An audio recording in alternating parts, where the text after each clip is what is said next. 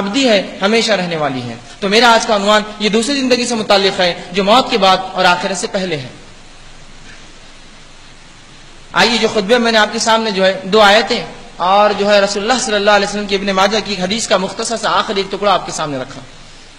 اللہ رب العزت قرآن میں سورہ مومنون سورہ نمبر 23 آیت نمبر 99 اور 100 میں فرماتا ہے اور کہتا ہے حَتَّى إِذَا جَاءَ أَحَدُهُمُ الْمَوْتُ قَالَ رَبِّ ارْجِعُونِ، کہ جب یوں ہوتا ہے کہ کسی شخص کے پاس موت آتی ہے، فرشتے آ جاتے ہیں اور اس کے جانے کا وقت، اس دنیا سے گزرنے کا وقت آ جاتا ہے، رب ارجعوا، جب اسے پلٹنا ہوتا ہے اللہ رب العزت کے فرشتے آتے ہیں اور اسے جو ہے لے جانے کے لیے تیار ہوتے ہیں، تو وہ کہتا ہے موت قال رب ارجعوا، اے میرے رب مجھے مہلت دی جائے۔ حتی اذا جاء احدهم الموت قال رب ارجعوا، کہ جب ہمارے فرشتے آ جاتے ہیں اور ایک انسان کی جان نکالتے ہیں تو وہ التجا اور گزارش کرتا ہے قال رب ارجعوا، اے اللہ مجھے لوٹنے دیا جائے۔ کیوں لوٹنے دیا جائے؟ سنیے اس کی گزارش، لعلی اعمال صالحا فیما ترکت، تاکہ وہ نیک اعمال جو میں دنیا میں چھوڑ رکھا تھا وہ کر لوں۔ کتاب اللہ کی کتاب نے اس کی وضاحت کر دی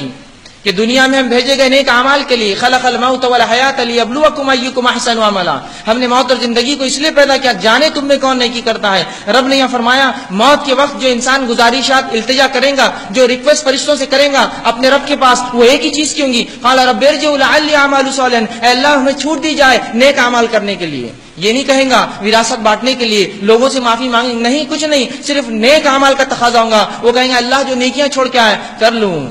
رب کے پاس سے جواب آئے گا کلا، ہرگز نہیں، انہو کلمۃ ہوا قائلها، یہ تو تیری ایک بات تھی جس کا تو عادی تھا، قائل تھا۔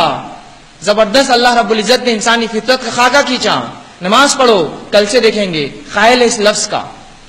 موقع دیا جائے کل سے دیکھیں گے، اگلا جمعہ، اگلا رمضان، اگلا مہینہ، اگلی بار، اگلی موت کے ڈر سے۔ ایک موت ہوئی تو تھوڑے دن وہ مومن بن جاتا ہے، دین پر چلتا ہے، پھر دوسری موت کا انتظار کرتا ہے، کوئی اور مرے تو میں دیندار بن جاؤں۔ تو یہ اس کی فطرت ہے۔ اللہ نے کلا انہو کلمۃ ہوا قائلها، یہ تو تیری ایک بات ہے جس کا تو دنیا میں عادی تھا، چھوٹ دی جائے، مہلت دی جائے، کل سے اچھا بن جاؤں گا پرسوں سے۔ انہو کلمۃ ہوا قائلها ومن ورائہم برزخ الی یوم یبعثون، اور تمہارے اور اس دنیا کے بیچ میں ایک آڑ ہے، ایک برزخ ہے، ایک آڑ ہے، الی یوم یبعثون، دوبارہ اٹھائے جانے تک۔ کوئی شخص واپس نہیں آ سکتا۔ ایک بار چلا گیا، ایک بار چلا گیا، ایک بار مر گیا، فرشتے آ گئے، بات طے ہو گئی تو اب جانا ہے، اب کوئی نہیں رک سکتا، چاہے پھر کسی ولی کا بیٹا ہو، کسی نبی کا بیٹا ہو، کسی خاندان سے تعلق ہو، انبیاء اور رسولوں سے اس کا تعلق رہا ہو، کسی کو کوئی فائدہ نہیں دیتی۔ موت آ گئی، معاملہ ختم ہو گیا، اس سے پہلے کی موت آئے ہم وہ نیک اعمال کر لیں، ورنہ گناہگار، کافر، منافق یہی التجا کریں گے اے اللہ قال رب ارجعوا، مجھے مہلت دی جائے، لعلی اعمال صالحا فیما ترکت، تاکہ وہ اعمال کر کے جو چھوڑ کر آیا تھا۔ اس سے پہلے کہ وہ گھڑی آ جائے قرآن نے وضاحت کر دی، اشارہ کر دیا سدھر جاؤ، چونکہ وہاں سے کوئی لوٹ نہیں سکتا۔ جب ہمارے فرشتے آ جاتے ہیں ہونا ہی ہے، وہ جو کام کے لیے بھیجے جاتے ہیں اس چیز کو لے جاتے ہیں، اور وہ انسان کی روح ہے، اس کا جسم تو باقی رہ جاتا ہے۔ دوسری آیت جو میں نے آپ کے سامنے تلاوت کی سورہ قاف سورہ نمبر 50 کی آیت 19 کا ایک حصہ تھا، وجاءت سکرۃ الموت بالحق، کہ اللہ فرماتا ہے کہ موت کی سختیاں حق کو لے کر آ پہنچی،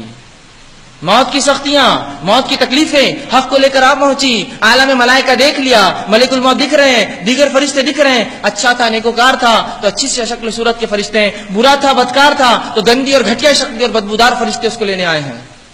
تو عالم میں وہ چیز جو اس سے چھپی تھی کھل چکی ہے اس کے سامنے، اور وہ ہے غائب آ چکا ہے اس کے سامنے، اس نے فرشتوں کو دیکھ لیا۔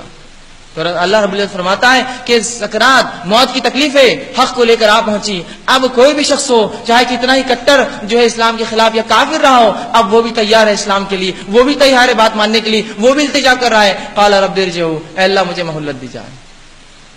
مہلت نہیں دی جائیں گی، ایک ہی چانس ہے، یاد رکھیے زندگی ایک زندگی ہے، اسی میں سب کچھ کر کے بتانا ہے، دوسرے بار جو ہے واپس آنے کا موقع نہیں دیا جائے گا۔ دنیا کے امتحانات میں فیل ہونے کے باوجود ہم پھر امتحانات دے سکتے ہیں، یہ امتحان صرف ایک بار دیا گیا، یہ زندگی ایک بار دی گئی، ایک بار ختم ہو جائیں گی، معاملہ ختم ہوا، اب اس کے بعد کوئی لوٹنا نہیں۔ آگے ایک حدیث میں نے آپ کے سامنے تلاوت کی، ابن ماجہ کی روایت ہے، صحابی رسول فرماتے اللہ کے رسول صلی اللہ علیہ وسلم ہمارے ساتھ کسی کے انتقال میں تشریف فرماتے چلے تھے، آپ صلی اللہ علیہ وسلم خبر کے بازو بیٹھے تھے، اور خبر کو دیکھ رہے تھے، اور رسول اللہ صلی اللہ علیہ وسلم کی دونوں آنکھوں سے زار و خطار آنسو جاری تھے، حتیٰ کہ داڑھی سے نکل کر نیچے کی مٹی گیلی ہو گئی۔ رسول اللہ صلی اللہ علیہ وسلم کی آنکھوں سے جو آنسو جاری تھے، حتیٰ کہ نیچے کی مٹی گیلی ہو گئی، اور رسول اللہ صلی اللہ علیہ وسلم نے ہمیں ہمارے طرف اشارہ کیا۔ ہم نے اللہ کے رسول کی طرف دیکھا اور آپ نے فرمایا یا اخوانی، اے میرے بھائیو، لمثل ھذا فاعدوا، اس جیسی چیز کے لیے تیاری کر لو۔ رسول اللہ صلی اللہ علیہ وسلم نے وضاحت کر دی،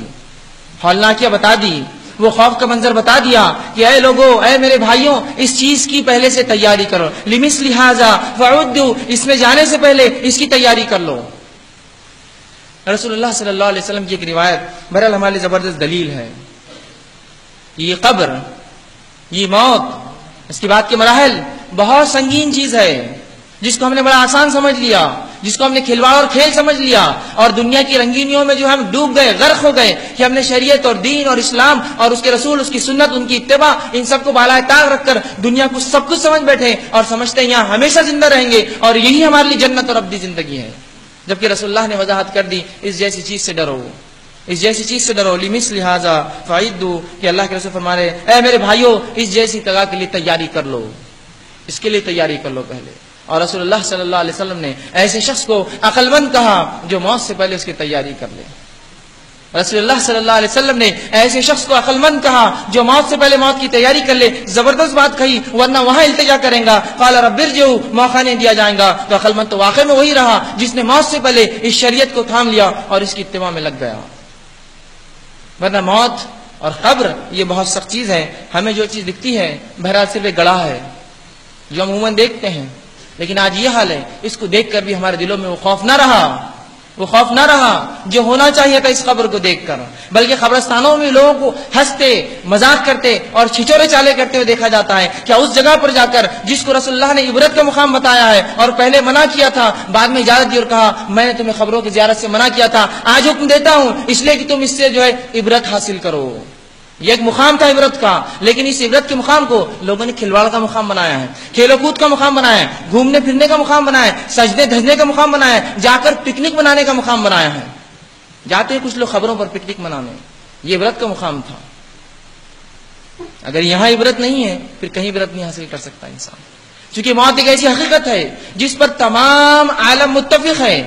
چاہے یہودی ہو، عیسائی ہو، ہندو ہو، بدھ ہو، سکھ ہو، جین ہو یا کسی مذہب کو ماننے والا ہو۔ یہ ایک ایسی چیز ہے، ایک ایسی بنیادی چیز ہے جس میں تمام دنیا متفق ہے۔